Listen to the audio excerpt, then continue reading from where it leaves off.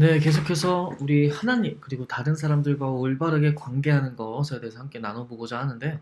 먼저 그 창세기 2장 2에서 9절 그리고 16절에서 25절을 읽어주셔야 됩니다.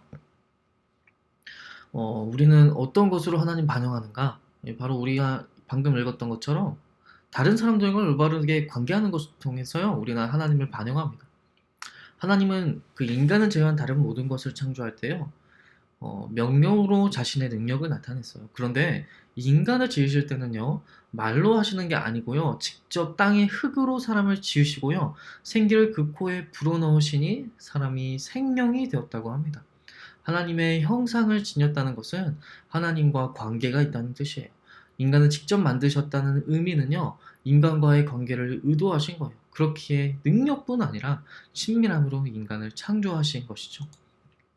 하나님은 친히 얼굴을 향하셨다. 우리가 중요하게 보아야 하는 것이요, 바로 이것입니다. 친히 얼굴을 우리에게 향하셔서 생기를 불어넣으셨다는 것.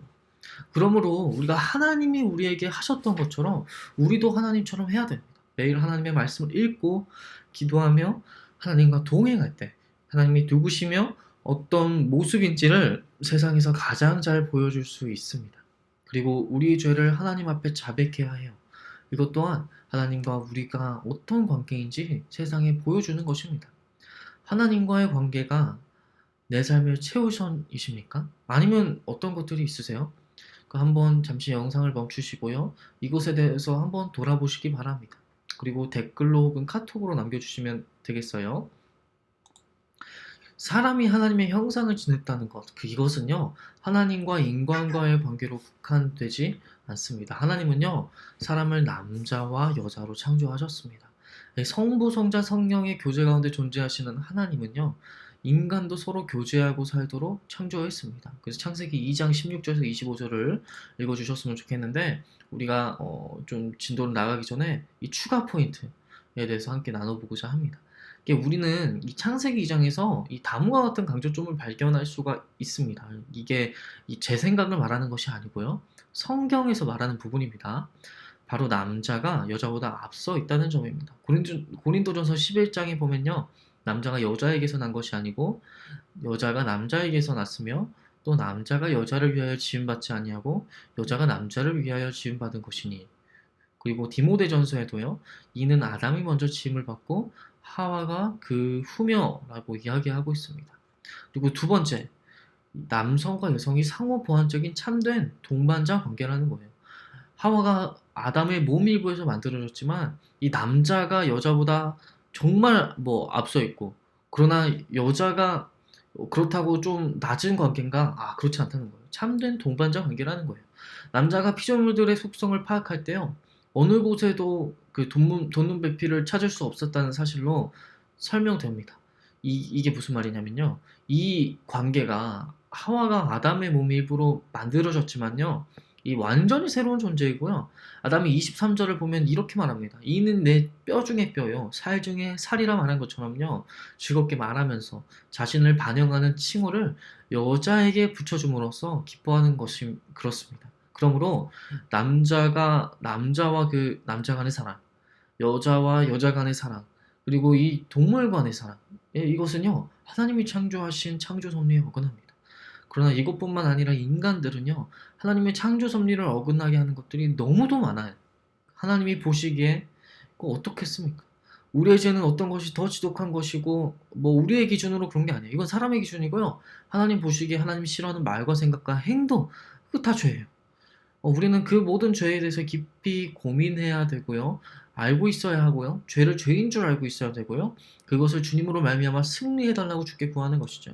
그리고 결혼에 대해서 이제 결혼하실 분들 많으신데, 결혼은 독립적이다, 영구적이고 하나님이 친히 신부의 아버지처럼 여자를 남자에게로 이끌어 오시기 때문에 하나님이 치신 연합이어야 한다.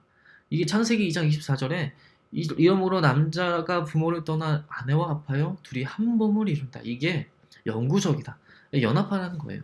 그리고 이 결혼은 그냥 이 사람이랑 결혼해야지 하고 내가 선택해서 하는 게 아닙니다. 하나님이 친히 신부의 아버지처럼요, 그 여자를 남자에게로 이끌어 오신 거예요. 그래서 우리가 배우자를 위해서 기도해야 돼요. 그래서 우리가 믿는 사람들은 결혼 예배를 드리는 것입니다. 그리고 다시 돌아와서 우리가 이것을 좀 이 세 가지 포인트에 대해서 여러분 잘 이제 깊이 좀 알고 계셨으면 좋겠고요. 다시 돌아와서 우리가 읽은 창세기 2장 16절에서 25절은요. 그 우리가 알 수 있는 것이 두 가지가 있습니다. 첫째는 이제 하나님과의 관계에는 순종이 따른다. 이것이 무엇이냐면요. 아담에게 땅을 지혜롭게 다스리라고 하신 하나님과 아담에게 선악을 알게 하는 나무의 열매를 먹지 말라고 경고하신 하나님은 같은 분입니다. 그렇죠? 그 하나님과의 관계는 신뢰 위에 세워져야 하기 때문에요. 하나님은 아담에게 특정한 한 나무를 금하셔서 하나님을 신뢰하거나 신뢰하지 않을 선택권을 주신 건데 이것을 신학적 의미로 자유의지라고 합니다. 자, 그리고 두 번째, 하나님과의 관계를 잘 이루기 위해서 하나님과의 관계를 하나님과 나 사이의 문제로만 국한해서는 안 됩니다. 이게 무슨 말이냐면 하나님과의 관계는 사적이거나 개별적인 것이 아니에요. 이 그리스도인들 중에 사람들과 어울리지 않고, 그러니까 어울리지 않는 사람들, 그리고 하나님만 이제 어울리는 사람들은 이게 틀렸습니다. 그렇게 하면 안 돼요. 그 하나님이 창조하신 것을 보고 좋다고 말씀하셨는데 좋다고 하지 않으신 것이 있어요. 그게 무엇이냐? 하나님이 지으신 남자가 혼자 있는 모습을 보셨을 때 좋지 않다고 하셨어요. 우리는 그 다른 사람들과 관계하며 친교할 때요, 하나님을 가장 잘 반영할 수 있는 겁니다. 하나님의 형상을 반영한다는 것은요, 우리가 이제 하나님을 올바르게 관계하고 다른 사람들과도 올바르게 관계하는 것, 그것을 의미합니다. 우리와 하나님, 그리고 나와 다른 사람들과의 관계는 나의 죄 때문에 깨어졌지만요, 예수님 안에서 모든 관계가 회복됐어요. 예수님은요, 우리와 하나님의 관계를 회복시키시고 이웃을 되찾게 해주십니다. 우리는 그것을 돌아봐야 하고요. 보이는 이웃과 올바른 관계를 맺으려고 노력하지 않는데요. 하나님과 올바른 관계를 맺을 수 있는가? 우리가 그것을 좀 돌아보고요. 결국 그렇지 않다는 걸 아셔야 돼요. 그리고 하나님이 자신을 세상에 반영하라고 우리에게 명령하신 방법을 두 가지 알아봤는데 우리가 마지막은 다음 영상에서 알아보겠습니다. 그래서 우리는 일하고 안식하는 리듬으로 하나님을 반영한다. 그래서 창세기 2장 1에서 3절 읽어주시고 15절 읽고 와주시면 되겠습니다. 다음 영상에서 만나요.